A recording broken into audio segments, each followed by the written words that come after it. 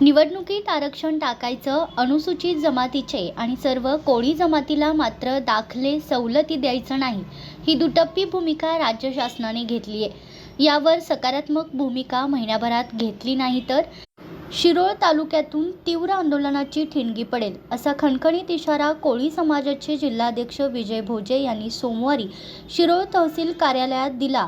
तर नागपुरात कोळी समाजावर झालेल्या लाठीचार्जचा निषेध व्यक्त केला।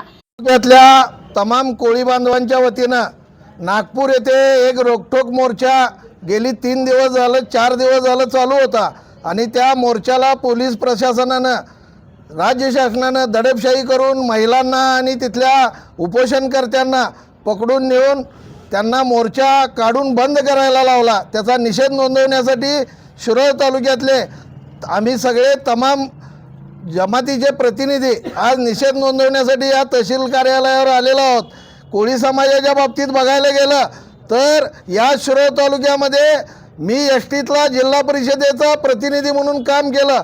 याच्या अगोदर शंकरमामा कोळी होते, याच्या अगोदर मंगल कोळी होत्या। आत्ता आणि नांदणीमध्ये एसटीचं जिल्हा परिषदेचं आरक्षण टाकलं गेलं आहे आणि इथं दाखले दिले जात नाहीत, व्हॅलिडिटी दिल्या जात नाहीत। म्हणजे प्रशासनाचा भोंगळ कारभार चालू आहे।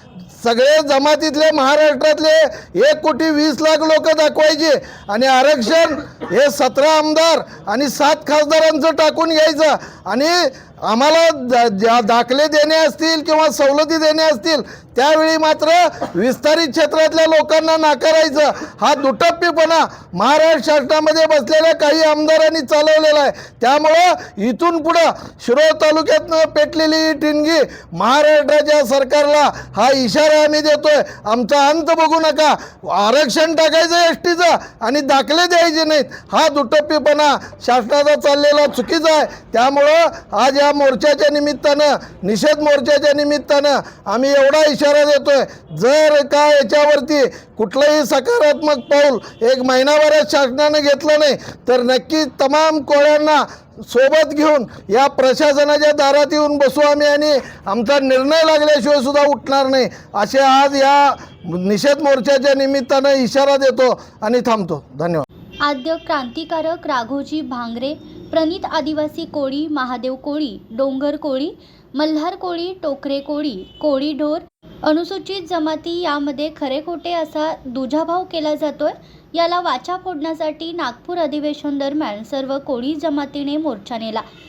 या कोळी समाजातील सुरू असलेल्या शांततेत मोर्चात महिला आंदोलक असताना पोलिसांनी लाठीचार्ज केला, फरफटत नेले, तसेच निवेदन स्वीकारण्यास कोणीही आले नाही। यावेळी कोल्हापूर जिल्ह्यातील संतप्त झालेले कोळी बांधव सोमवारी जिल्हाध्यक्ष विजय भोजे यांच्या नेतृत्वाखाली शिरोळ तहसील कार्यालयावर मोर्चा काढला। यावेळी नागपुरातील झालेल्या लाठी हल्ल्याचा तीव्र निषेध व्यक्त केला। तर आमच्या मागण्या मान्य करा, अन्यथा आंदोलन तीव्र करणार, असा इशारा जिल्हाध्यक्ष विजय भोजे यांनी दिला।